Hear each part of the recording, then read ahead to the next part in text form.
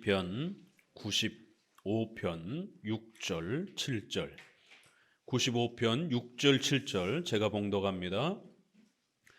오라 우리가 굽혀 경배하며 우리를 지으신 여호와 앞에 무릎을 꿇자.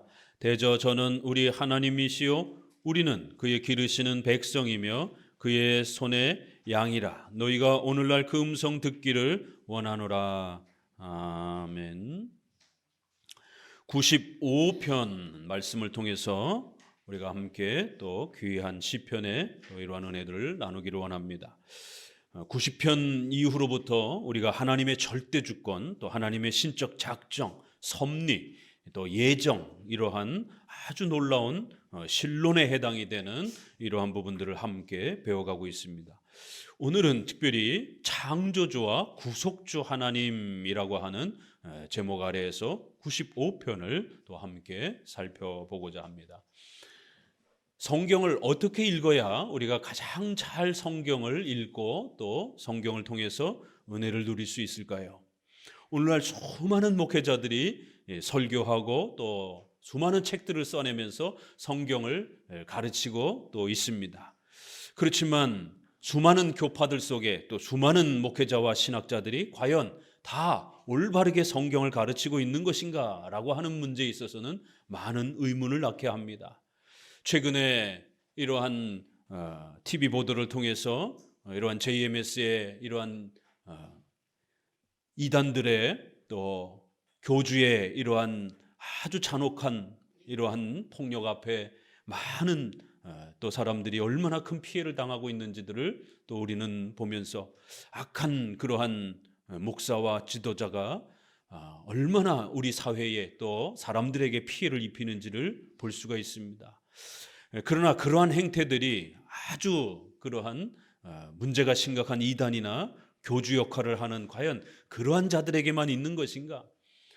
그렇지는 않습니다. 오히려 정통 기독교라고 하는 또 그러한 그룹 안에도 여전히 성경을 자기 마음대로 해석하고 자신의 생각을 마치 하나님 말씀인 것처럼 그렇게 주장하면서 성도들에게 이상한 기독교를 그렇게 소개하는 안타까움들을 보게 됩니다.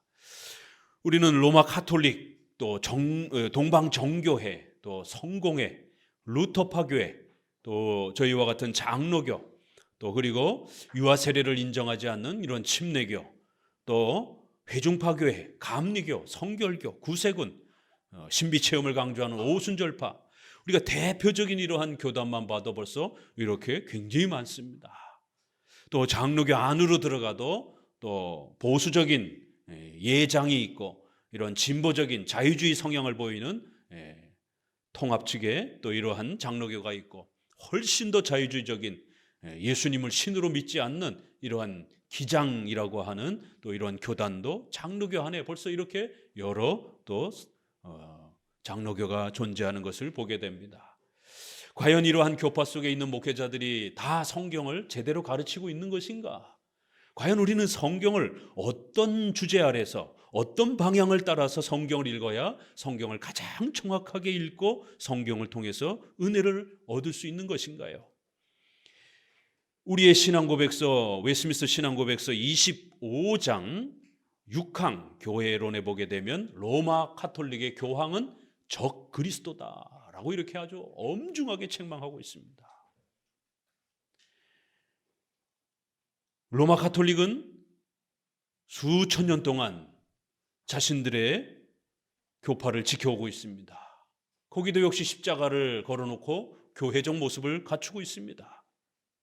그런데 어떤 교파의 목회자는 적 그리스도다라고 이렇게 비판을 받고 있는 것이에요. 하이델베르그 요리문답 80문에는 카톨릭의 미사는 우상 숭배다라고 미신적이다라고 이렇게 비판합니다. 오늘날 많은 교파들에서 예배드려지는 그 많은 예배들이 과연 정당하고 올바른 예배인가? 아니요. 어떤 예배는 미신적이다라고 우상숭배다라고 그러한 예배에 성도들이 참여하게 되면 우상숭배를 행하는 것이다라고 그리고 거기에 종교 지도자는 적그리스도다라고 이렇게 비판을 받고 있습니다. 굉장히 놀라운 비판인 것이죠. 그렇기 때문에 모든 목회자의 설교가 다 올바른 게 아닌 것입니다. 어떤 설교와 어떠한 가르침을 우리가 올바르게 그렇게 존중해야 될 것인가? 과연 성경을 어떻게 이해하고 읽어내야 될 것인가는 정말 큰 과제입니다. 여러분에게 오늘 창조주와 구속주라고 하는 이 큰 제목 아래에서 이 시편 95편이 성경 전체를 우리가 어떻게 읽어야 하는지를 성경 스스로가 이렇게 두 가지 큰 주제로 요약하고 있는 것을 알 수가 있습니다. 바로 이러한 정리는 우리의 장로교의 많은 신앙 고백서와 또 선조들이 동일하게 이 두 주제 아래에서 성경을 읽어야만이 성경을 가장 정확하게 읽을 수 있다라고 거듭거듭 수도 없이 그렇게 또 가르쳐왔던 그러한 방향입니다. 그런데 많은 교파들은 이단들뿐만 아니라 또 비록 이단은 아닐지라도 아주 부족한 기독교들은 교파들은 구속주 하나님만을 강조하는 데 치우쳐서 창조주 하나님을 제대로 소개하지 않는 이런 실수들을 범하고 있는 것이. 유대교는 어떻습니까? 유대교는 예수님을 인정하지 않기 때문에 창조주 하나님만을 강조합니다. 그래서 예수 그리스도를 믿는 그러한 기독교를 아주 모욕하고 예수님을 십자가에 못 박을 정도로 그렇게 창조주 하나님만 강조합니다. 그러나 오늘날 대부분의 그러한 교단들은 창조주 하나님을 무시하고 예수 그리스도 믿음만 강조하면서 복음만 강조하면서 구속주 하나님만 강조하고 있습니다. 다 문제가 되는 것이에요. 결국 이러한 교파들 안에서 한쪽만 강조하면서 결국 성경을 곡해하기 시작하는, 성경을 잘못 이해하는 이제 이런 일들이 벌어집니다. 성경을 제대로 이해하지 못했을 때 어떤 일이 벌어질 수 있는가? 1618년 도르트 신조 결의문에서 이제 알미니안주의와 칼빈주의라고 하는 이 두 교파가 성경을 해석하는 데 있어서 어떤 차이를 나타내고 있는지를 결론문에 이렇게 소개를 합니다. 알미니안 주장을 인용하면서 예정론과 여기에 첨가된 몇몇 요소들에 관한 개혁교회의 교리는, 이거 알미니안 주장입니다. 이러한 예정론, 신적 작정, 섭리, 이러한 신론을 지나치게 강조하는 개혁교회의 교리는 그 특징적인 경향에 비춰볼 때에 사람들에게서 모든 경건한 신자의 의무를 무시해버리고 이 세상적인 사탄에 의해 조작된 일종의 마취제다. 왜 알미니우스 목사는, 또 알미니우스를 따르는 수많은 목회자들은 장로교와 우리 개혁주의의 예정론, 신적 작정, 섭리 교리를 사탄에 의해 조작된 일종의 마취제다라고 이렇게 비난을 하면서 절대로 교회 안에서 예정론, 작정, 섭리 가르치지 말라라고 이렇게 목회자들이 부르짖은 것이에요. 어떤 목회자들은 이렇게도 이해할 수 있고 그렇게 또 성도들을 가르치기도 한 겁니다. 계속 있습니다. 또한 이것은 사탄의 견고한 요새요. 여기에서 사탄은 모든 사람들에게 마음의 상처를 주며 실망과 나태함의 화살로서 사람들을 도덕적으로 타락시키며 하나님을 죄와 불의의 원인으로 돌리며 또한 하나님을 폭군이요 위선적인 분으로 만들어버린다. 예정론, 작정, 섭리 이런 거 강조하게 되면 인간이 게을러지고 나태해진다라는 것이에요.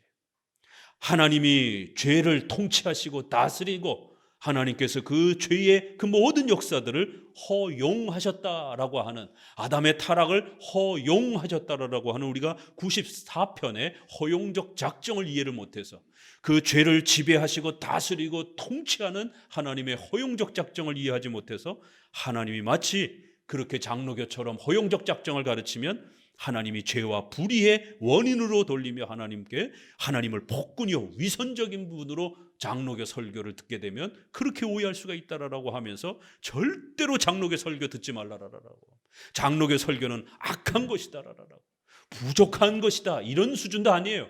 사탄적인 설교라는 거예요. 어떤 목회자들과 어떤 교회들은 장로교의 설교를 사탄적이다라고 그러면서 비난을 합니다. 알미니우스 목사가 이렇게 주장을 했고, 그 알미니우스 목사를 따르는 사람들을 우리가 알미니안주의자다라고 이렇게 표현을 합니다. 여기에 대해서 이제 도르트 신조는 결론을 이렇게 내립니다. 이상과 같은 터무니없는 주장, 이건 아주 터무니없는 주장이라는 거예요. 즉 개혁교회가 인정하지도 않을 뿐만 아니라 전적으로 배척하고 있는 것을 그들은 주장하고 있다. 이런 알미니안주의 설교를 우리는 절대로 받아들여서는 안 된다는 거예요.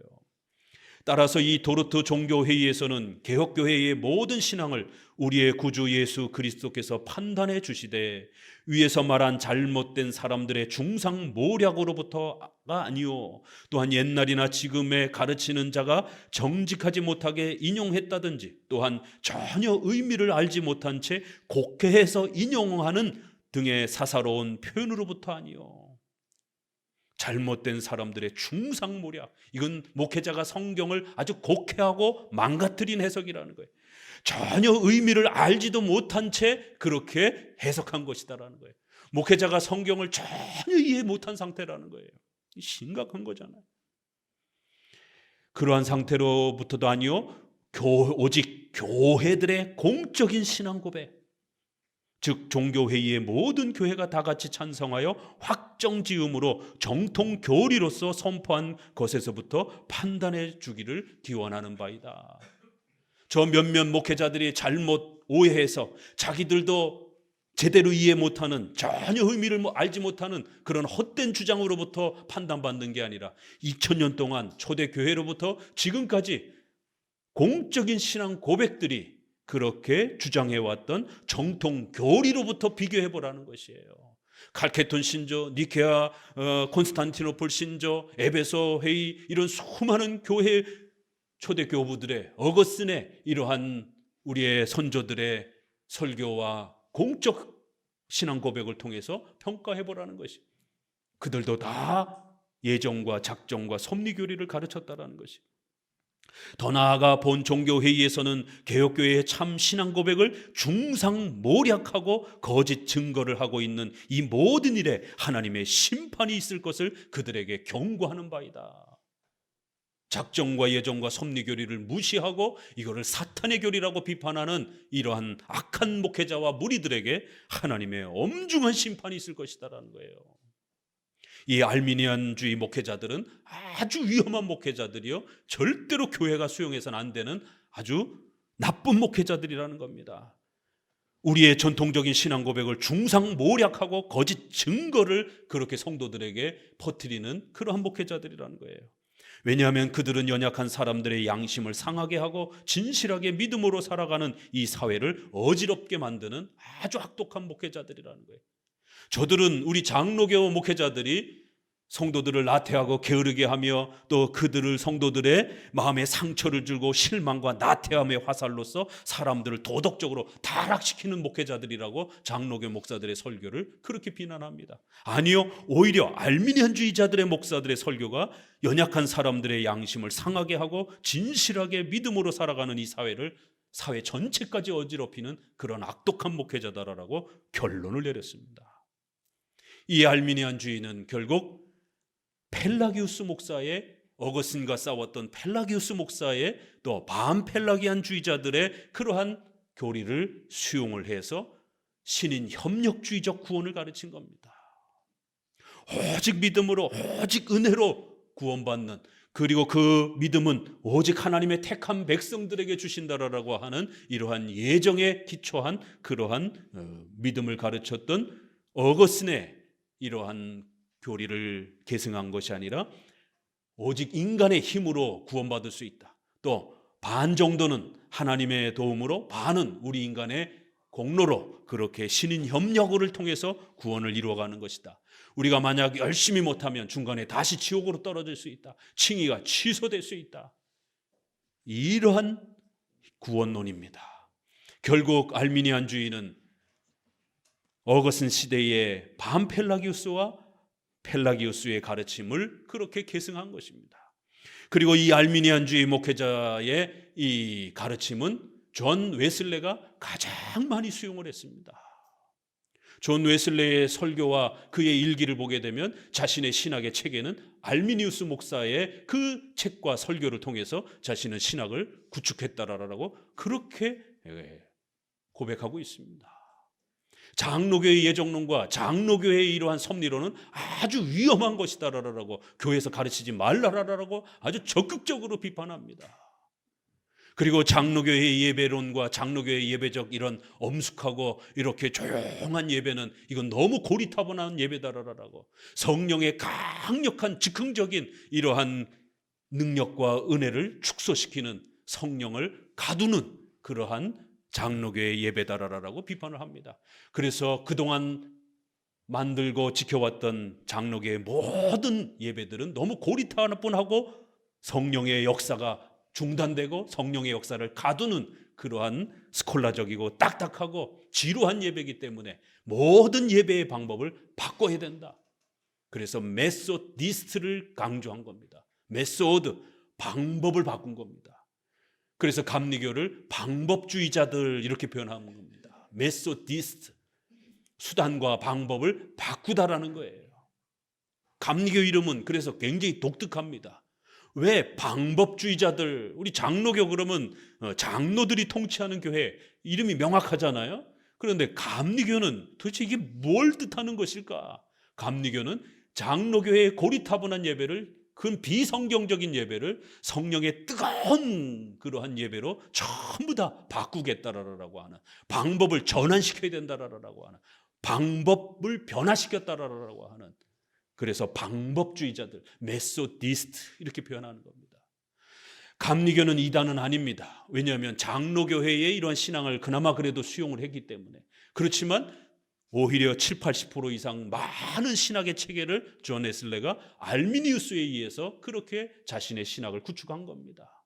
성결교 신학교회는 자신의 신학교 앞에다가 우리는 알미니우스 신학을 계승한다라고 이렇게 신학교 이러한 홍보지에다가 또 학교에다가 그렇게 소개를 합니다. 감리교, 성결교, 구세군은 바로 감리교에서 나온 삼형제입니다. 그리고는 오순절파는 신비체험을 강조하는 이러한 형태들입니다. 전부 다 알미니안주의 신앙을 계승하는 교파들이에요.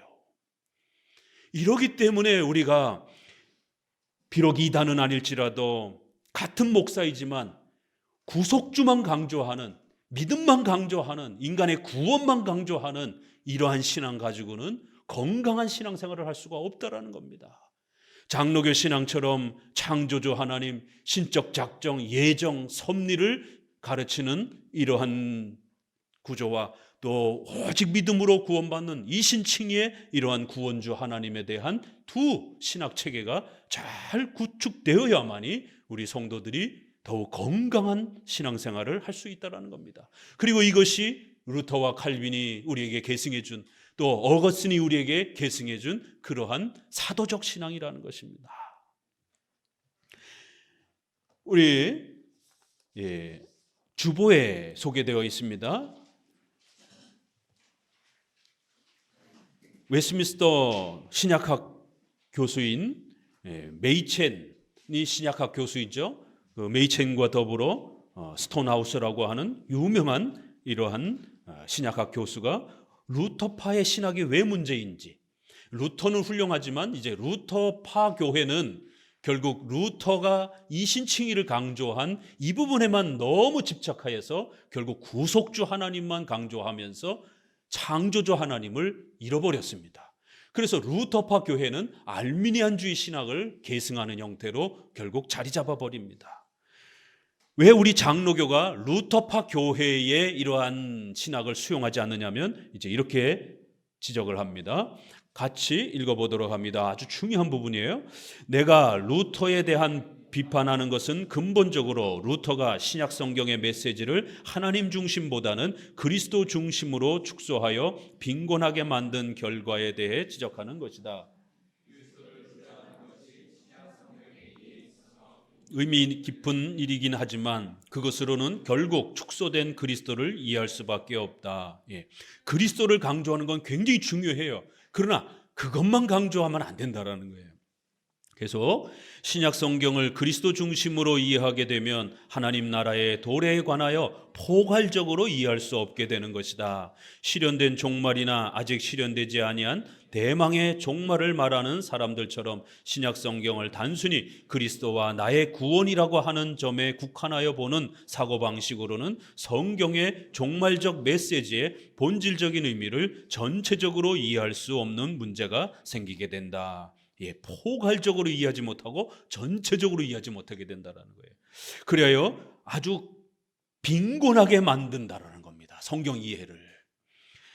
계속 읽습니다. 루터가 성경적 계약관, 언약에 의해서만 이해하기보다는 광범위한 관점에서 신약 성경을 조망하였더라면 적어도 은혜의 교리를 희생시키는 일은 없었을 것이며 하나님의 공의의 율법 본래의 의의를 정당하게 인식하였을 것이며 그러한 인식에 의하여 은혜의 의미도 더욱더 강화되었을 것이다.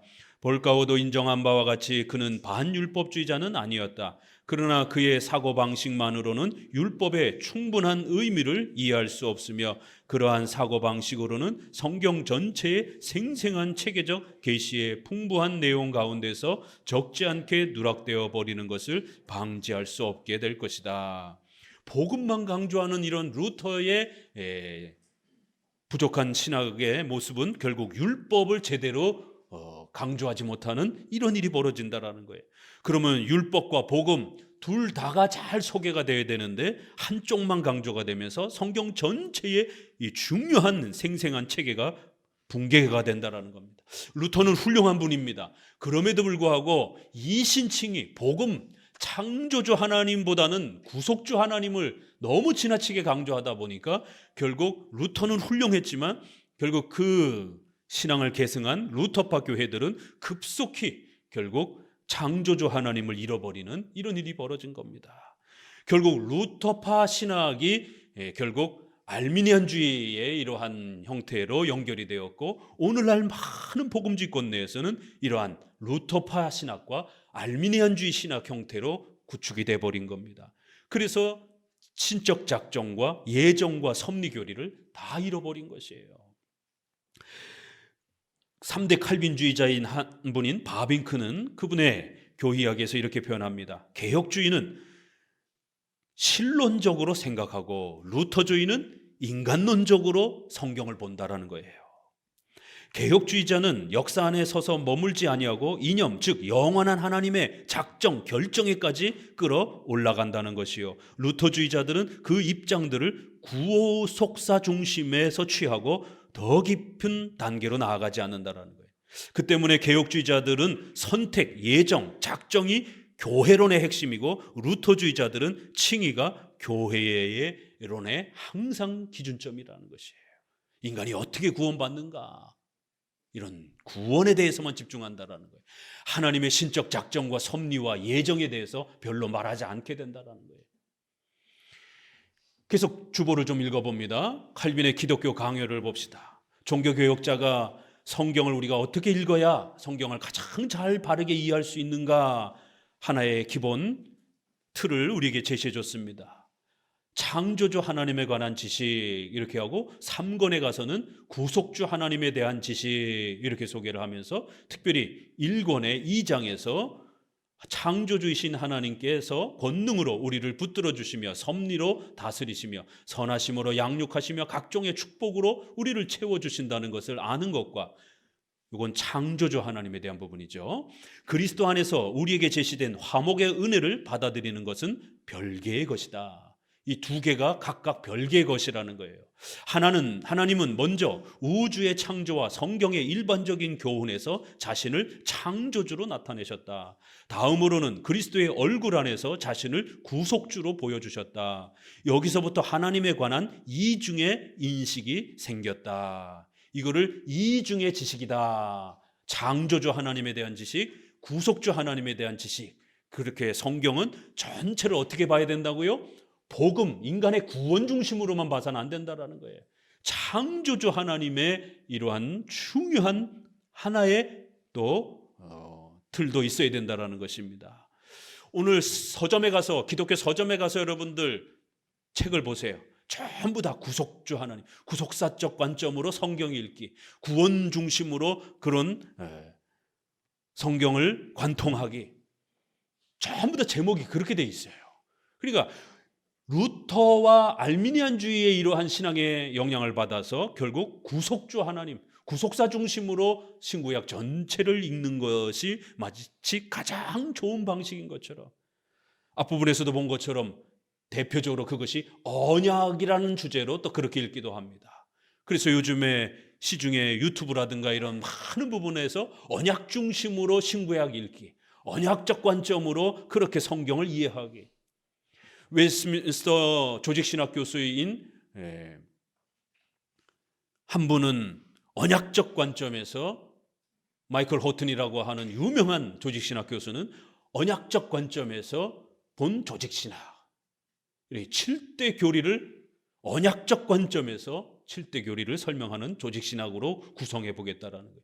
이렇게 조직신학자조차도 창조주 하나님, 구속주 하나님이라고 하는 이 큰 두 주제로 신학을 구축하는 게 아니라 언약 중심으로, 구원 중심으로 그렇게 조직신학을 설명하겠다라는 거예요. 그렇게 되면 다 틀어져 버리는 것입니다.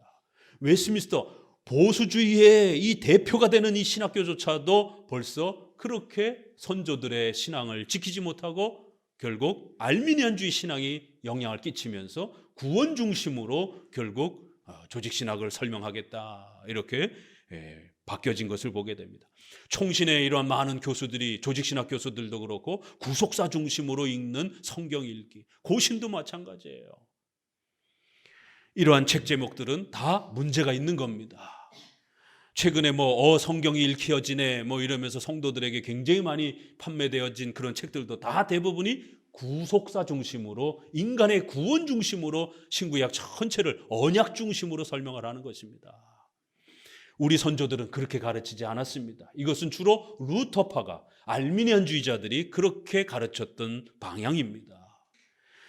기독교 강요만 봐도 창조주 하나님, 구속주 하나님 두 구조로 봐야 된다라고 말합니다. 자, 대요리 문답 4계명의 첫머리에 왜 기억하라는 말이 있는가 121문에 밑줄 친 부분만 읽어봅니다. 또한 종교의 요약을 담고 있는 창조와 구속의 두 가지 큰 혜택을 계속하여 감사히 기억할 수 있기 때문이다. 종교의 요약이 어떻게 요약됐다고요? 구속주 중심으로요? 아닙니다. 창조와 구속이라고 하는 이 두 가지 형태로 신구약 전체의 종교가 요약되어 있다는 것이에요. 명심하셔야 됩니다. 이건 제 주장이 아니에요. 우리의 선조들이 그렇게 가르친 겁니다. 종교개혁자들은 성경을 어떻게 읽어야 될지를 이렇게 정리해주고 이러한 구조 안에서 교리문답을 만들어준 겁니다. 성경 전체를 요약해서 가르쳐준 거예요. 어떻게 해요? 창조와 구속 두 가지 이 체계로 정리해 준 겁니다. 이런 힌트를 어디서 가져왔겠습니까? 초대 교부들의, 선조들의 그 가르침에서 가져온 거고, 또 교부들은 바로 사도들로부터 그렇게 배운 것입니다.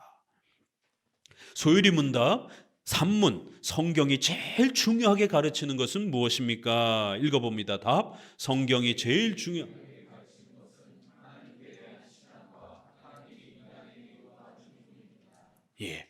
성경이 제일 중요하게 가르치는 것, 이렇게 성경이 가장 핵심적으로 가르치는 가장 중요한 것 뭡니까?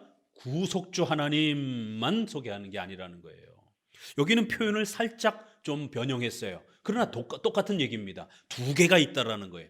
하나는 신앙에 대한 것, 하나는 윤리에 대한 것. 신앙과 관련된 건 당연히 뭐겠어요? 우리가 어떻게 구원받는가? 구속주 하나님에 대한 이야기입니다.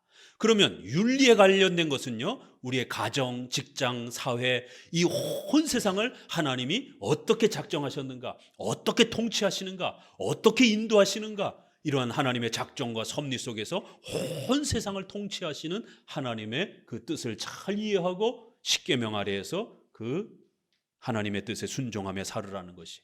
그래서 신앙과 윤리 이렇게 표현하면서 하나는 우리 기독교인들과 관련된 신앙의 문제, 또 하나는 전 우주 역사, 인간의 전 역사를 지배하고 통치하는 하나님의 통치의 그 역사 속에서 우리 크리스천들이 어떻게 살아가야 될지에 대한 창조주 하나님의 통치와 다스림에 대해서 이해해야 된다는 거예요. 이렇게 성경이 아주 제일 중요하게 여기는 건 두 가지라는 거예요. 근데 이 중에 하나를 빼버리면 어떤 일이 벌어지겠습니까? 그래서 오늘날 십계명 가르치는 교회가 없는 거예요. 서울의 큰 대형교회 설교 한 100개를 리서치 해보세요. 십계명 가르치는 교회가 있는가? 하나님의 작정, 섭리, 예정 가르치는 교회가 있는가? 전부 다 예수님 믿고 구원받는다, 예수님 믿고 행복하게 살아야 된다, 이러한 구속주 하나님에 대한 설교만 하는 것이에요. 그래서 치우쳐져 있다는 것입니다. 결국 이러한 구조는 우리가 어디서 보게 되느냐면 마태복음 22장 36절에 성경이 스스로 그렇게 설명하는 겁니다. 오늘 시편 95편도 그렇게 소개하지만 예수님도 창조주와 구속주로 보라라고 설명을 합니다. 마태복음 22장 36절에 선생님이여 율법 중에 어느 계명이 큽니까? 예수께서 가라사대 내 마음을 다하고 목숨을 다하여 뜻을 다하여 주 너의 하나님을 사랑하라. 이것이 크고 첫째 되는 계명이요 둘째는 그와 같으니 내 이웃을 내 몸과 같이 사랑하라. 이 두 계명이 온 율법과 선지자의 강령이니라.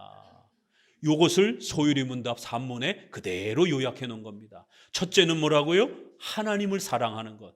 둘째는 우리의 이웃을 우리의 몸같이 사랑하는 것. 이 두 가지가 성경 전체 율법과 선지자, 성경을 율법과 선지자로 이렇게 표현합니다. 모세오경을 율법이라고 말하고 나머지를 그 율법을 설명한 것을 선지서라고도 이렇게 하고 또 선지자라고도 이렇게 또 표현하기도 합니다. 세 개로 표현할 때는 율법과 시편과 또 선지자, 성경 66권을 성경이 이렇게 다양한 표현으로 표현하는 거예요. 우리가 구약, 신약 이렇게 성경에 대한 별명이 많습니다. 이게 다 성경 설명이에요. 성경 전체의 강령, 핵심은 이렇게 두 가지로 요약해야 된다는 거예요. 이건 예수님이 그렇게 성경을 구성해 주셨다는 거예요.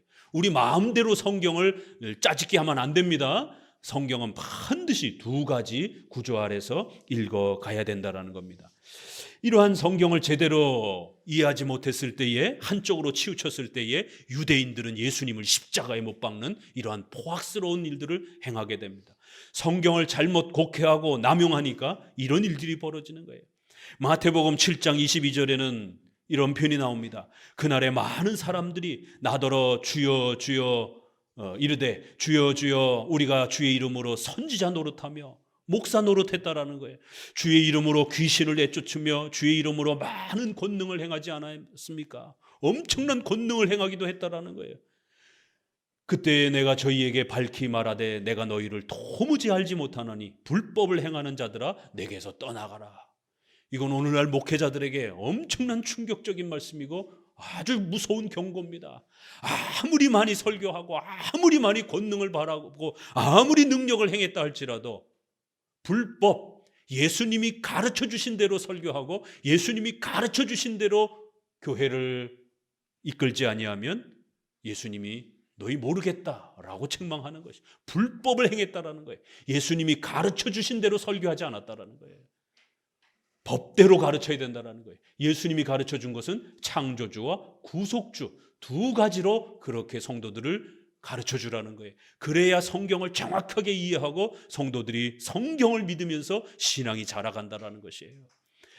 요한복음 16장 1절에는 성경을 잘못 이해한 자들이 성경을 제대로 가르치는 목사와 성도들을 어떻게 핍박하는지 이렇게 소개합니다.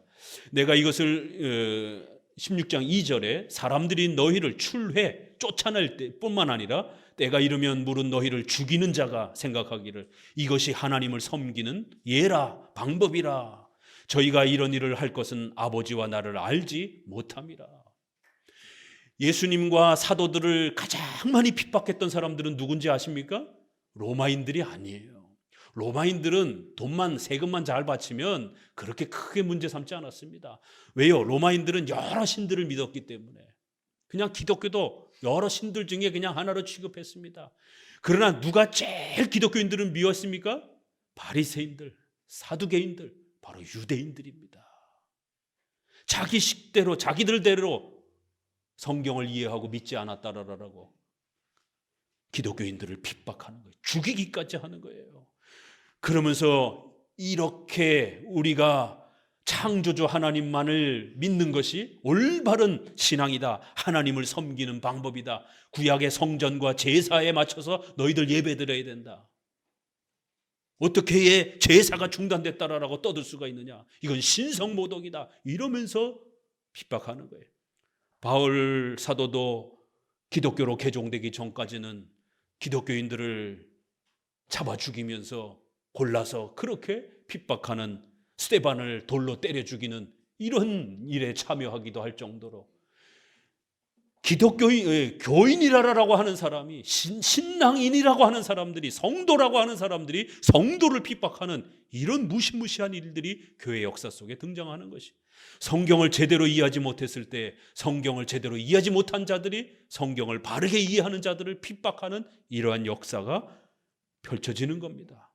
예수님도 결국 유대인들에 의해서, 고발에 의해서 십자가에 돌아가시는 것입니다. 고린도후서 11장 4절에는 또 이런 경고가 나옵니다. 만일 누가 가서 우리의 전파하지 아니한 다른 예수를 전파하거나 혹 너희의 받지 아니한 다른 영을 받게 하거나 혹 너희의 받지 아니한 다른 복음을 받게 할 때 너희가 잘 용납하는구나. 다른 예수, 다른 영, 다른 복음을 전하는 자들이 벌써 1세기에 등장을 한 겁니다. 그런데 성도들이 너무 쉽게 거기에 넘어가더라는 것이에요. 다른 예수, 오늘날도 예수님의 신성을 믿지 아니하고 인성만 주장하는 이러한 이상한 목회자들의 설교가 있습니다. 자유주의자들이라고 하는, 예수님을 사회 정의와 인권 해결하는 이러한 정치적인 이러한 활동을 하는 분으로 그렇게 소개를 합니다. 예수님의 신성을 믿지 않아요. 다른 예수를 전합니다. 기장을 우리가 자유주의자라고 말합니다. 석가탄신일 이제 또 다가오게 되면 절에 가가지고 목사들이 축하하고 중들이 와서 교회 와서 축하를 하고 우리 모든 종교는 다 똑같다 이러면서 기장의 목사들이 가장 앞서서 그 일을 하는 거예요.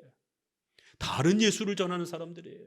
동성애, 낙태법, 차별금지법 통과하라라고 제일 목소리 높이는 사람들이 기장 목사들입니다. 다른 예수를 전하는 사람들입니다. 다른 영을 소개하는 사람들이 있습니다. 지금 에즈버리에서 부흥이 일어났다라고 그러면서 엄청난 부흥의 이러한 체험을 경험한다라고 하면서 난리들입니다. 이거 순복음교회에서 옛날에 다 했던 겁니다. 우리나라 전국 팔도에서 기도원에서 쓰러지고 난리치면서 그렇게 했던 미신적이고 샤머니즘적인 기독교를 흥분시키는, 기독교를 마치 그렇게 흥분하는 종교로 만든 아주 악한 그러한 미신적인 집회입니다. 절대로 여기에 조금이라도 마음을 둬선 안 되는 것이에요. 혹시라도 그래도 이런 운동들을 통해서 성령의 어떤 부족하지만 그래도 이런 어떤 걸 통해서 하나님이 역사하지 않을까?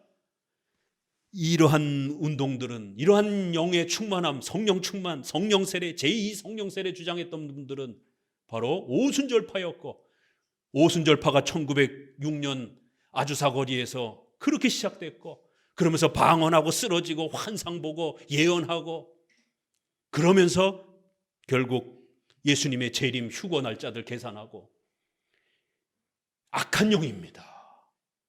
이러한 운동들은 결국 1800년에 넘어가서 찰스 피니에 의해서 미국의 2차 대각성 운동을 한다라면서 멀쩡하던 조용하던 예배가 갑자기 소리 지르면서 흥분하고 막 감정적으로 소리 지르면서 쓰러지고, 그리고 찰스 피니 목회자는 웨스트민스터는 아주 쓰레기 같은 문세라라고 아주 대놓고 그렇게 비난을 하고, 장로교 목사인데도 불구하고 바로 이러한 성령의 강력한 충만함이 이게 진짜 예배다 그러면서 전부 자신의 예배를, 신앙을 바꿔야 된다라고, 이러한 성령의 살아있는 이러한 역사를 우리가 받아들여야 되지, 과거의 장로교처럼 그런 고리타분한 딱딱한 엄숙한 예배드리면 안 된다라고.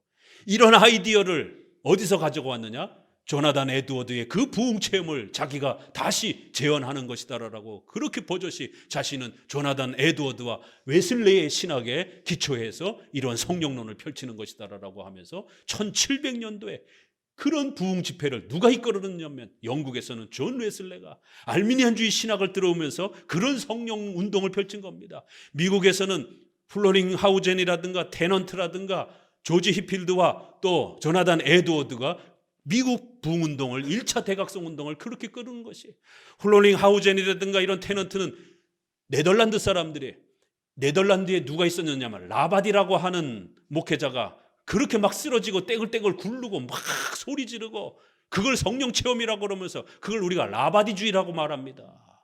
독일에서는 스페너, 진젠돌프, 모라비안 교도들이 그렇게 예배드리다가 성도들이 다 쓰러지는 것이에요. 그러면서 소리 지르면서 엉엉 울고 이걸 성령의 부흥 체험이다라고 그러면서, 가장 극렬하게는 결국 케이코 교도들이라든가 이런 것들이 다 이렇게 연속이 되는 것이에요.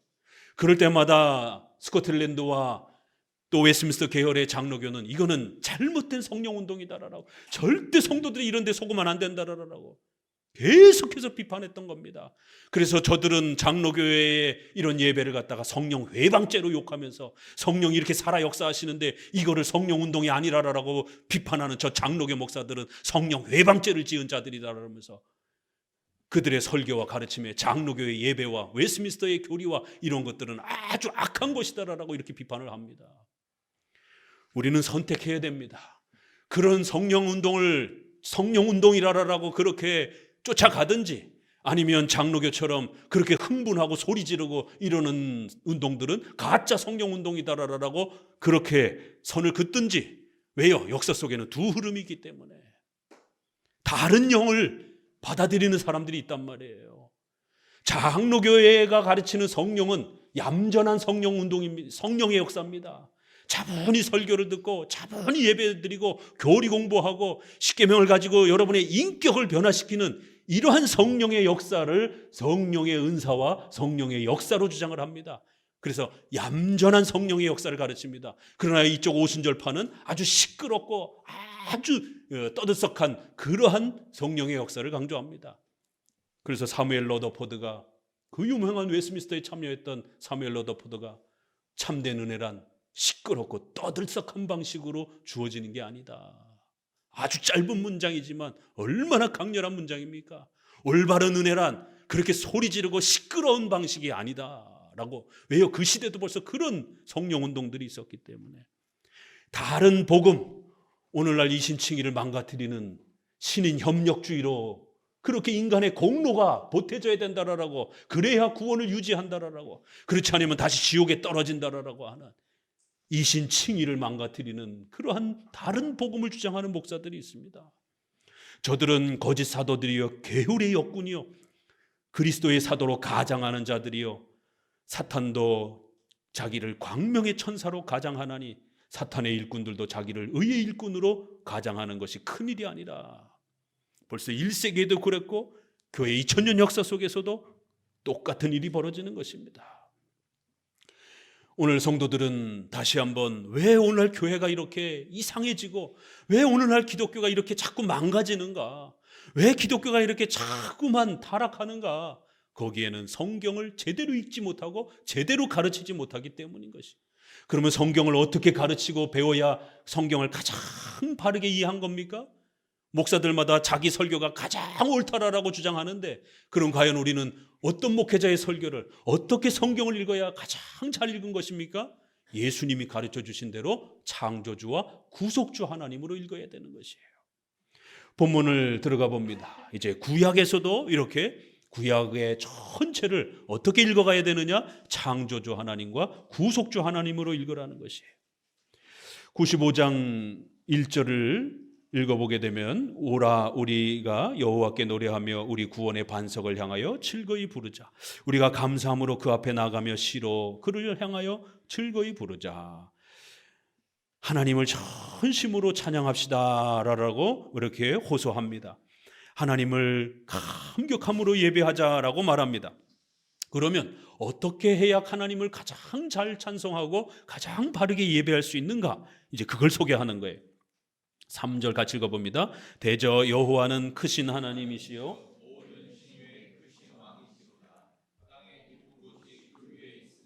산들의 높은 것도 그의 것이로다. 바닷가 그의 것, 그가 만드셨고 육지도 그의 손으로. 오라 우리가 굽혀 경배하며 우리를 지으신 여호와 앞에 무릎을 꿇자. 어떤 하나님으로 처음 소개가 되죠? 하나님은 크신 하나님. 이렇게 항상 성경에서 하나님을 크다, 위대하다 이렇게 말할 때는 다 하나님의 절대주권, 하나님의 전지전능하신 하나님의 창조주 되심을 이렇게 표현하는 거예요. 모든 신들 중에 가장 크신 왕이시여 절대주권자라는 거예요. 온 우주 만물을 전부 다 지으시고 땅도 산들도 다 그분의 것이다라는 거예요. 그분의 손에 있고 그의 것이고 바다도 그의 것이고 육지도 그의 것이고 우리도 그분의 것이라는 거예요. 이 세상 그 어떤 것도 하나님의 것이 아닌 것이 없다라는 겁니다. 이거 우리가 앞에서 계속해서 배워왔던 하나님의 전지전능하심, 하나님의 지존자, 하나님의 전능하신 스스로 존재하시는 하나님의 절대주권을 이렇게 표현합니다. 가장 작은 것에서부터 큰 것에 이르기까지 하나님께서 통치하시고 다스리지 않는 것이 없다라고 하는 이러한 강력한 신관, 강력한 하나님의 이러한 신본주의, 이러한 신관을 우리 성도들이 가져야 된다는 것이에요. 이것이 없으면 신자라 할지라도 예수님을 믿고 구원받는 이신칭의는 잘 배워서 구원에 대한 부분은 얻었다 할지라도 한평생을 엉망진창으로 살게 되는 거예요. 구원에 대한 위로는 있는데 삶의 이 위로가, 삶에서 하나님이 도와주시고 하나님이 우리의 인생을 어떻게 인도하는지를 창조주 하나님을 모르게 되면 구원받은 신자라 할지라도 실수하고 잘못 선택하고 엉뚱한 일을 하고 이렇게 되면 엉망진창으로 살게 되는 거예요. 구원의 문제는 확보됐지만 하나님의 뜻을 제대로 헤아리지 못하기 때문에, 하나님의 원하시는 길을 알지 못하기 때문에 엉뚱한 실수들을 자꾸 하게 되는 거예요. 의식주와 관련해서 여러분의 직장과 가정과 삶에 있어서 자꾸만 실수하게 되는 거예요. 십계명을 모르고 하나님의 작정과 섭리의 통치를 모르게 되면 하나님이 싫어하는 일을 자꾸 선택하게 되는 거예요. 신자라 할지라도 십계명을 모르면, 창조주 하나님을 모르면, 우리 인생을 하나님이 어떻게 통치하는지 모르면, 하나님이 나의 삶을, 내 신앙을 어떻게 이끌어 가시는지를 모르면 실수하게 되는 거예요. 그래서 창조주 하나님, 그 하나님이 다스리는 또 기준, 십계명을 잘 알아야 돈과 관련해서 신앙은 얻었어요. 이신칭의의 문제는 여러분이 확보했습니다. 그러나 여러분이 어떻게 먹고 살아야 되는지, 돈 이야기하고 이신칭의 이야기하고는 다른 거잖아요. 그렇죠? 직장 생활을 하면서 돈 벌고 투자하고 신자들이 어떻게 돈 관리를 해야 되는지, 이 돈 얘기하고 이신칭의는 전혀 별개의 것입니다. 다른 거예요. 칼빈이 이야기하는 것처럼 하나는 창조주 하나님과 관련된 이야기고 하나는 구속주 하나님과 관련된 이야기예요. 이신칭의를 잘 배웠다고 해서 돈 잘 버는 게 아닙니다. 이신칭의를 잘 배웠다고 해서 여러분의 직장 생활을 잘하는 건 또 아니에요. 이신칭의를 배웠음에도 불구하고 금욕주의와 이원론에 빠져가지고 직장 동료들을 다 사탄 취급하고 다 악한 영들 취급하고 나를 괴롭히는 다 원수 취급하면서 혼자 밥 먹고 맨날 직장 상사들하고 어울리려고 하지도 않고 이러면 직장에서 왕따 되는 겁니다. 직장에서 승진도 못하는 것이에요. 이렇게 이신칭의를 알았다라고 해서 직장 생활을 잘하는 게 아닙니다. 그렇기 때문에 이신칭의를 잘 알았다고 하더라도 금욕주의나 이원론에 빠지게 되면 아주 폐쇄적이고 아주 독선적이고 아주 그러한 갇혀진 그러한 방식으로 살 수도 있는 것입니다. 그렇기 때문에 반드시 크리스찬들은 어떻게 돈 벌어야 되는지, 어떻게 또 우리가 가정과 직장과 국가 사회생활을 해야 되는지, 또 여러분들이 어떻게 7계명 부부로서의 그러한 이 성에 대한 문제, 이신칭의를 잘 알았다라고 해서 부부의 이러한 성관계와 부부의 결혼을 잘 유지하는 건 아닙니다. 이 성 얘기하고 이신칭의는 전혀 다른 얘기입니다. 그래서 7계명에 따라 어떻게 부부가 이러한 성에 대해서 하나님 앞에서 이 성을 사용해야 되는지, 또 이러한 성을 하나님의 또 뜻과 목적 아래에서 또 자녀들을 기르고 양육하는 데 있어서 어떻게 사용해야 되는지, 이건 전부 다 10계명 창조주 하나님의 섭리 통치와 관련된 주제 아래에서 배워야 되는 것입니다. 자, 7절을 또 읽어봅니다. 7절 대저 저는 우리 하나님이시여 우리는 그의 기르시는 백성이요 그의 손의 양이라 너희가 오늘날 그 음성을 듣기를 원하노라. 자, 7절에는 뭐가 나오죠? 이거 은혜 언약. 창세기 17장 7절 8절. 내가 내 언약을 너와 내 대대 후손의 사이에 세워서 영원한 언약을 삼고 너와 내 후손의 하나님이 되리라. 내가 너와 내 후손에 너의 우거하는 이 땅 곧 가나안 일경으로 주어 영원한 기업이 되고 나는 그들의 하나님이 되리라. 나는 그들의 하나님이 되고 그들은 내 백성이 될 것이다라고 하는 이 유명한 바로 은혜 언약의 내용인 거예요. 구속주 하나님, 하나님이 우리를 어떻게 구원하셨습니까? 바로 예수 그리스도를 보내주셔서 우리 대신 그렇게 십자가에 죽으시면서 하나님께 원수되었던 우리를 하나님의 자녀로 그렇게 만들어주신 것이, 예수님의 피로 우리가 하나님 앞에 구원받아 하나님의 자녀가 된 것입니다. 그래서 우리가 하나님을 우리의 아버지, 우리의 하나님으로 부르는 거예요. 하나님은 우리를 하나님의 자녀로 그렇게 만들어주신 것입니다. 우리를 기르시는 백성이요 그의 손에 양으로서 그렇게 취급해 주시는 것입니다. 이건 아주 전형적인 창세기 17장의 은혜 언약의 표현입니다. 하나님께서 우리 아버지가 되시고 우리는 그 하나님의 양이라, 이런 표현.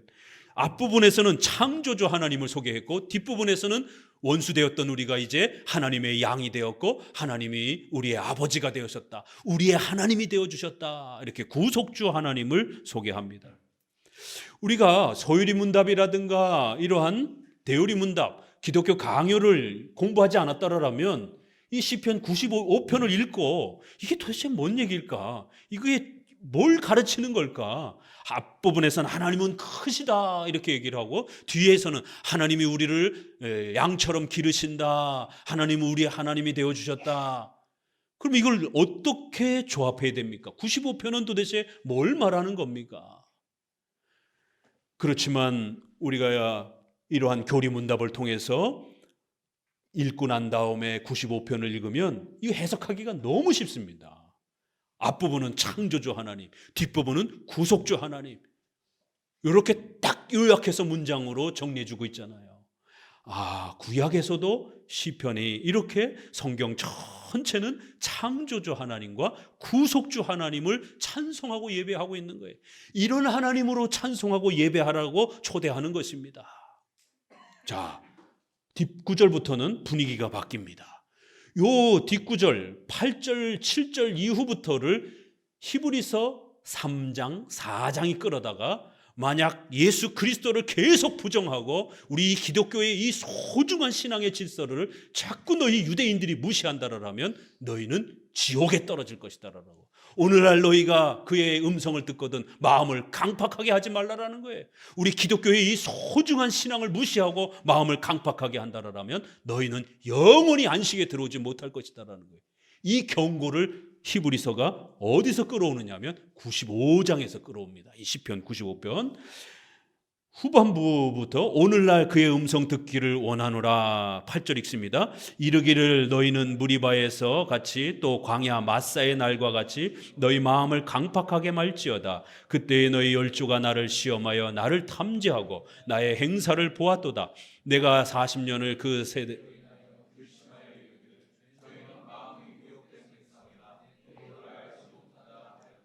그러므로 내가 노하여 맹세하기를 저희는 내 안식에 들어오지 못하리라 하였도다. 갑자기 분위기가 바뀌면서 이러한 창조주와 구속주 하나님으로 성경을 통해서 하나님을 바르게 예배하지 못할 때에 어떤 일이 벌어진다고요?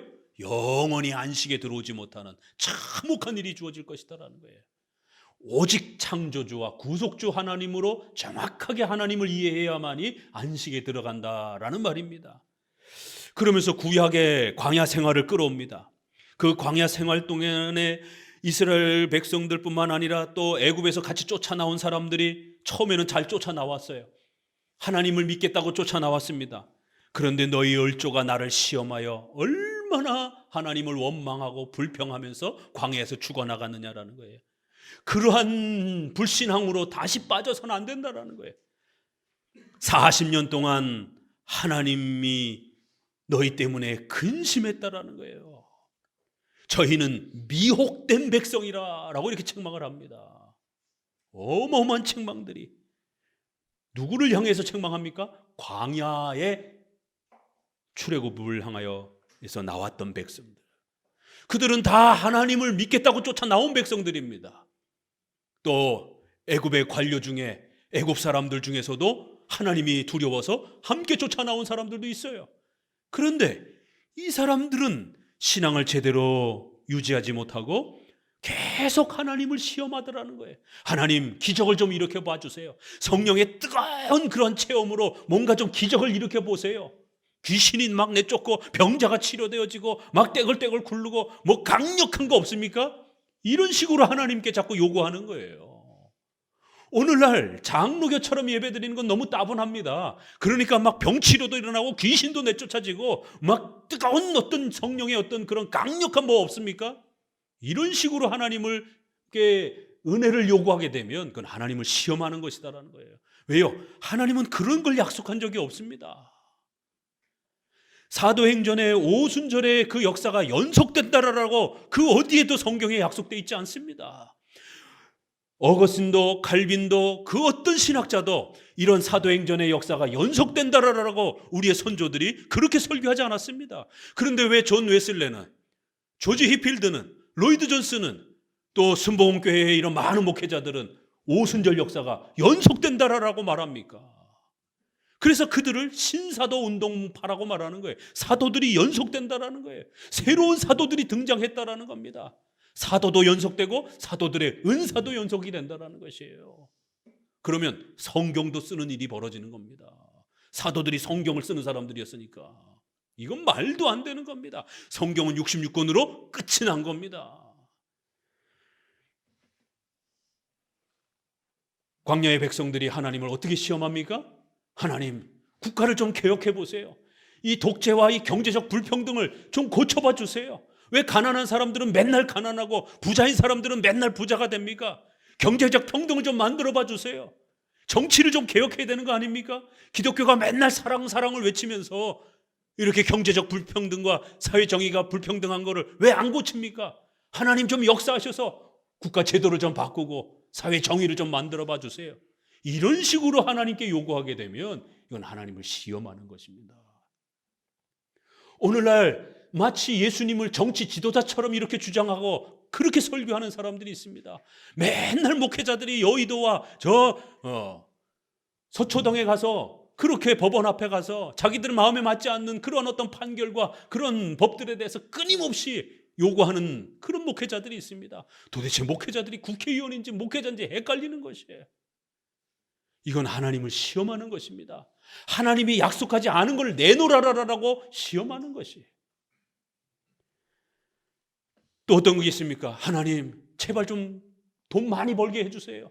하나님, 병 좀 치료해 주셔서 죽을 때까지 한 번도 안 아프게 해주세요. 하나님, 잘 먹고 잘 살게 해주세요. 아니, 교회 나오면 잘 먹고 잘 산다며요. 하나님, 교회 나오면 부자 된다며요. 교회 나오면 10억, 100억씩 벌을 수 있다라고 그렇게 전도를 받아서 왔습니다.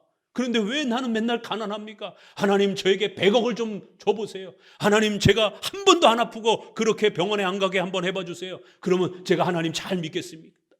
이거 오늘날 기복주의 설교잖아요. 오늘날 대형 교회들이, 대부분의 교회들이 잘 먹고 잘 살아야 된다. 다 기복주의 설교입니다. 하나님, 나를 좀 부자로 만들어 봐 주세요. 그럼 내가 예수님 믿겠습니다. 이거 하나님을 시험하는 것이에요. 하나님은 그런 돈 만들어 주겠다라고 약속한 적이 없습니다. 그런데 무슨 삼박자 축복을 가르치면서 영혼이 잘 되면 부자가 되고 몸도 건강해진다라고 하는 이런 순복음교회의 이러한 설교는 이건 복음이 아닙니다. 정신 차려야 돼요. 그래도 그 중에서도 뭐가 좀 들을 게 있겠죠? 아니요, 이건 가짜 복음입니다. 악한 목회자입니다. 안식에 들어오지 못하는 그 이유가 하나님을 믿겠다고 쫓아나왔지만 성경을 잘못 이해해서 하나님을 잘못 이해해서 자기를 부자로 만들어주는 하나님으로 그렇게 자꾸 하나님께 요구하는 거예요. 자꾸 무슨 신비 체험을 달라라라고 요구하는 거예요. 사회 정의를 만들어 달라라라고 요구하는 거예요. 아니요, 최후 심판 때까지는 절대로 이 세상은 사회 정의가 완성되지 않습니다. 오히려 최후 심판을 종말을 향해 갈수록 더 악해져 가고 더 인간의 죄악은 팽배해질 것입니다. 어디 성경에 무슨 똑같이 잘 먹고 잘 사는 이런 사회 정의를 성경 어디서 약속하고 있습니까? 그런데 그런 기대를 가지고 쫓아나왔던 백성들이 하나님을 잘못 이해하고 모세와 아론에게 대드는 시작하는 거예요. 끊임없이 불평하면서 원망하는 거예요. 이건 내가 생각했던 하나님 아닌데? 이건 내가 생각하고 교회 나왔던 거 아닌데? 이러면서 40년 동안 끊임없이 하나님을 근심케 하며 미혹된 백성으로, 거짓된 목사들에 의해서 기독교를 잘못 이해하고 미혹된 상태로 그렇게 한평생을 살아가는 것이에요. 기독교인이 된다는 것은 그렇게 막 갑자기 쓰러져서 떼굴떼굴 굴르고 소리를 지르고, 이건 너무 야만적인 겁니다. 이건 너무 미신적인 거예요. 어떻게 기독교의 하나님을 그런 식으로 그렇게 내비칠 수가 있느냐 말이에요. 성경에서 말하는 하나님은 그런 이상한 하나님이 아닙니다. 절대로 조심하셔야 돼요. 자, 창조주 구속주 하나님을 가지고 이제 마지막으로 여러분에게 성경을 한번 읽혀드리겠습니다. 레위기는 제사 이야기잖아요. 그렇죠? 이 두 가지를 가지고 읽어야 성경이 읽혀집니다. 레위기는 제사의 이야기입니다. 그럼 구속주 하나님, 예수님이 그렇게 희생 제물이 되시는 그러한 내용으로 연결을 시킵니다. 그러나 레위기도요, 조금만 우리가 더 읽어가 보게 되면 24장 레위기 19장 18절에는 내 이웃을 내 몸과 같이 사랑하라, 이웃 사랑에 대한 이야기가 나옵니다. 구속주 하나님에 대한 이야기가 아니라 레위기 자체에서도 이웃 사랑 얘기가 나와요. 20장 13절에 남자가 여자를 가까이 하지 아니하고 남자가 남자를 가까이 하는 이런 식으로 결혼을 하고 성을 사용하게 되면 반드시 죽이라는 거예요. 동성연애에 대한, 이거 구속주 하나님에 대한 이야기가 아니잖아요. 이런 거 어떻게 설교할 겁니까? 이건 윤리에 대한 문제예요. 24장 20절에 눈에는 눈, 이에는 이, 이런 식으로 질서를 잡으라는 것이에요. 이거 윤리에 대한 이야기입니다. 더 많이 복수하지 말고 네가 피해를 받은 만큼만 피해 보상을 받으라는 것이에요. 이거 윤리에 대한 이야기입니다. 레위기조차도 가장 많이 제사, 예수님의 그 희생 제물로 연결시킬 수 있는, 모형적으로 설명할 수 있는 그 레위기조차도 뒷부분에는 윤리에 대한 이야기가 많습니다. 만약 구속주 하나님, 희생 제물, 제사의 그 대제사장 대신 예수님을 강조한다라면 이 뒷부분은 어떻게 설계할 겁니까? 이건 전혀 예수님하고 상관없는 이야기들인데. 신명기는요, 제사 얘기가 좀 나오지만 더 많은 80% 얘기가 십계명 설명입니다. 신명기, 율법을 다시 설명했다, 이런 뜻이에요. 모세를 통해서 주셨던 그 율법을 재차 설명한다, 새로운 율법이다, 이런 표현이에요. 신명기, 전부 다 십계명 설명입니다. 남한테 해를 끼치게 되면 반드시 보상을 해야 된다, 또 여러 가지 이런 이야기들이 쏟아져 나옵니다. 22장 5절 6절에 보게 되면 말과 소를 함께 묶어서 밭을 갈지 말라, 남자와 여자가 같은 옷을 입지 말라. 이거 예수님하고 뭔 상관이에요? 이게 믿음, 구원, 예수님 이런 거 설교해야 되는데 남녀가 옷을 같이 입지 말라라는 거예요. 길을 가다가 어미새와 새끼새나 알이 있으면 둘 다 집어오지 말라라는 것이에요. 하나만 집어오라는 거예요. 이게 구속주 하나님을 설교할 때 이거 설교 못합니다. 이걸 어떻게 설명할 거예요?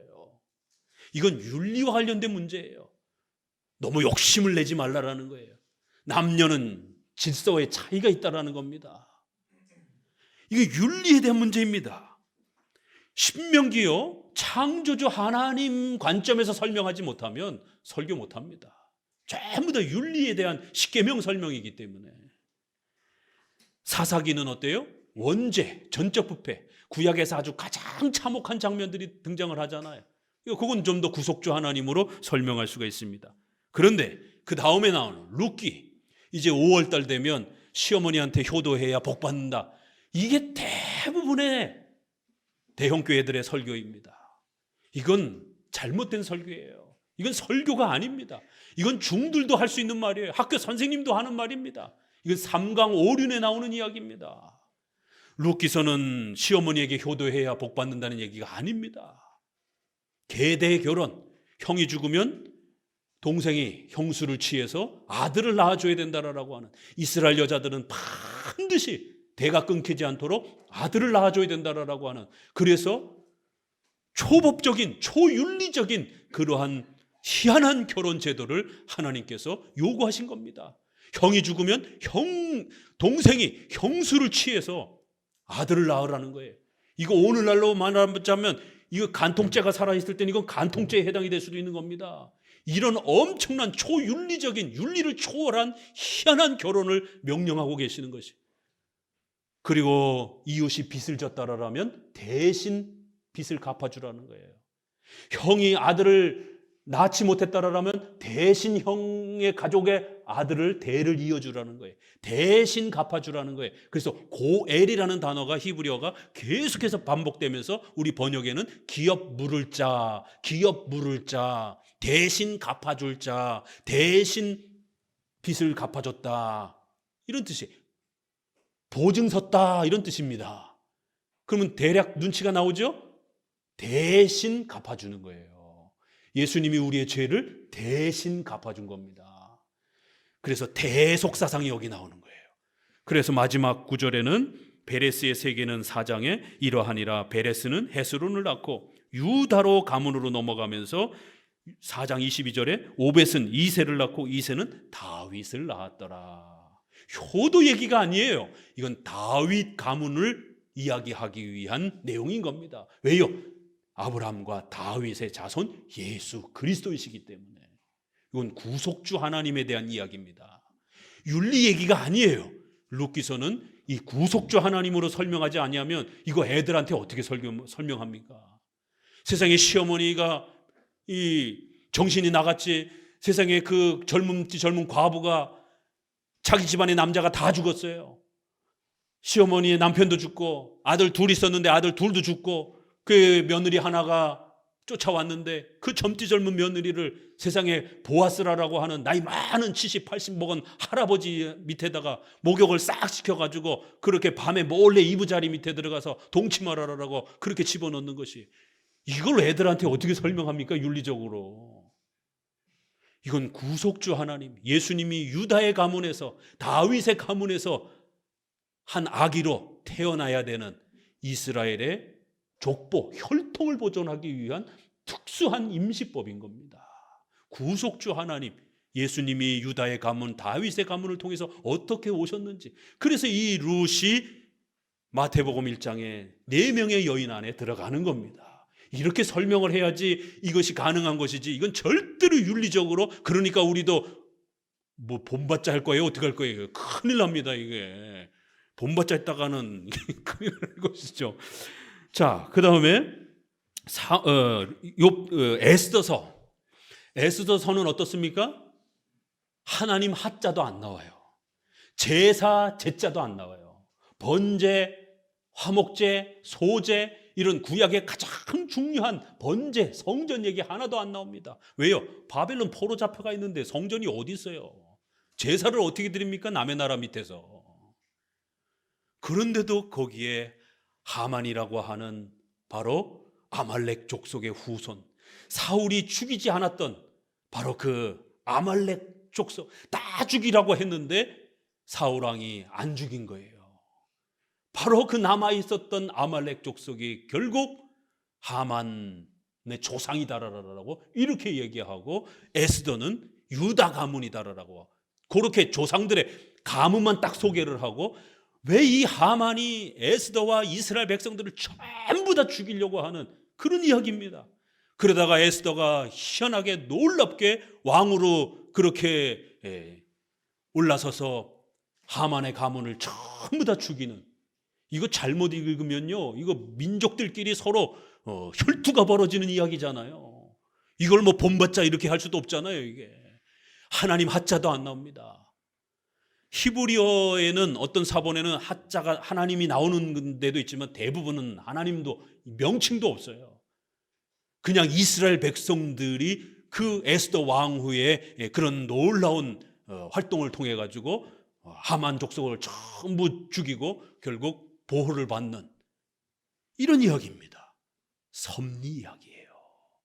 하나님께서 다 돌아와야 되는데 돌아오지 않고 이 바벨론에 남아있던 백성들, 이들도 이스라엘 백성들이잖아요. 다 돌아와야 되는데 안 돌아오고 남아있던 백성들을 어떻게 보호하시는지에 대한 어마어마한 하나님의 섭리의 역사. 왕의 마음과 멀쩡하던 그 왕비를 쫓아내고 왕비가 싫어졌어요.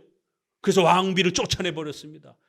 그럼 얼마나 그 왕비를 간택하기 위해서 그 귀족들이 얼마나 또 많은 정치 활동을 했겠어요. 그런데 포로로 잡혀온 아무도 알아주지도 않는, 젊어서 화장도 제대로 피부 관리도 안 해서 까무잡잡한 이러한 길바닥에서 그렇게 노동이나 하고 했던 이런 에스더가 왕의 눈에 들어온 것입니다. 그래서 성경은 희한하게 에스더는 왕궁에서 주는 그 어떤 보석이라든가 이러한 치장을 안 했더라 이렇게까지도 말을 합니다. 꾸며야 더 예쁜데 오히려 더 꾸미지도 않고 기본 정도만 이렇게 했는데도 왕의 눈에 그렇게 띄어서 그 왕이 사랑하고 이혼하고 이런 모든 과정들도 하나님이 역사하신다라는 거예요. 에스더는 섭리 이야기입니다. 창조주 하나님을 이야기하지 아니하면 에스더서는 구속주 하나님에 대한 어떤 얘기도 없습니다.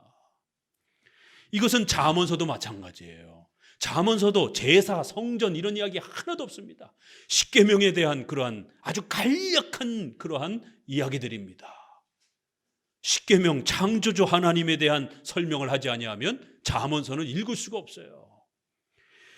우리가 이사야서를 들어가 보게 되면 욥기서 같은 경우도요. 욥기서도 보세요. 성전 이야기 있습니까? 제사 이야기 없습니까? 있습니까? 없어요. 욥이 이렇게 고난받은 게 왜 이런가? 친구들이 쫓아와가지고 너 죄 때문이야. 네가 죄를 졌으니까. 모든 성도들의 고난과 아픔을 성도 개인의 죄로 취급하는 거예요. 인과론. 우리가 섭리법칙에서 4가지 배웠잖아요. 죄 때문에 이거예요. 욥기서는 굉장히 어렵습니다. 그러나 우리 섭리론 이해하고 칼빈주의 5대교리 이해하면, 예정론 이해하면 욥기서는 굉장히 이해하기 쉽습니다. 섭리의 고난의 4가지 원인 중에 이 첫 번째, 너의 죄 때문이야. 그러니까 빨리 회개해. 그럼 하나님이 회복시켜 줄 거야. 그러자 욥은 나는 죄 안 범했어. 나는 너희들이 지적하는 그런 죄를 안 지었어. 그런데 이런 고난을 받고 있는 거야. 이러면서 항변하는 겁니다. 이런 이야기예요. 결국 주신 자도 여호와여, 취하여 가시는 여호와다. 취하여 가시는 자도 여호와다. 하나님이 모든 걸 주관하신다라고 하는, 우리 인생 전체를 지배하신다라고 하는, 좋은 것도 주시지만 어려움도 주실 수 있다라고 하는 이 창조주 하나님에 대한 섭리와 예정에 대한 가르침입니다. 그런데 친구들은 쫓아와가지고 한다는 말이 네 죄 때문이야. 인과론으로 모든 성도의 고난을 그렇게 해석해버린 거예요. 오늘날 모든 교회들이 뭔가 좀만 잘못하면 다 네 죄 때문이야 이렇게 취급하는, 우리가 지난번 설교도 말씀드린 것처럼, 그래서 욥기서는 바로 하나님의 작정과 섭리가 단지 죄 때문뿐만 아니라 여러 가지 이유와 목적으로 그렇게 펼쳐질 수 있다는 것. 욥기서는 이런 이야기들입니다. 시편 보세요. 예수님 믿고 구원받자 이런 얘기만 있지 않잖아요. 성경 이야기도 있고, 또 119편 성경, 어마어마한 성경 이야기들, 또 교회론도 있고, 또 구원론도 있고, 종말론도 있고, 우리가 7대교리 다 지금 10편 100편까지 올 때까지 얼마나 많이 소개가 됐습니까? 예수님 믿고 구원받는 이신칭의만 나오는 게 아니잖아요. 시편만 봐도 그렇게 7대교리로 소개가 됩니다. 그런데 저도 구약학자가 온다고 그래서 서울에 구약 강해를 한다고 해서 많이 좀 쫓아다녀 봤습니다. 그런데 대부분의 그 외국에서 온 구약학자들도 시편을 예수 그리스도 중심으로 읽는 방법, 언약 중심으로 해석하는 방법, 죄다 이런 식으로만 가르치는 거예요. 구속주 하나님 중심으로만 가르치는 거예요. 아니요, 창조주 하나님과 구속주 하나님으로 가르쳐야 되는 겁니다. 그 구조 안에서 7대 교리를 가르쳐야 되는 것이지 이신칭의만 가르치면 안 되는 겁니다. 우리가 이사야서도 보게 되면 이사야에서는 한 아기가 태어난다 이런 표현도 9장 6절에 구속주 하나님, 이사야 45장 7절에는 나는 빛도 짓고 어둠도 창조한다, 모든 것이 하나님의 전능하심에 달렸다, 이렇게 창조주 하나님으로 이사야는 아주 두 구조가 잘 구축되어 있습니다. 다니엘서, 예수님 믿고 구원받아야 된다 이런 이야기 있어요? 다니엘서에? 없어요. 그런 얘기. 네 왕국을 중심으로 해서 바벨론, 페르시아, 그리스, 로마라라고 하는 이 네 제국을 하나님이 어떻게 통치하시고 왕을 세웠다가 어떻게 패하시고 그 왕들 각각의 그 모든 전쟁의 역사들을 어떻게 지배하시는지 전부 다 창조주와 섭리에 대한 이야기입니다. 제사 얘기, 성전 얘기 하나도 없어요.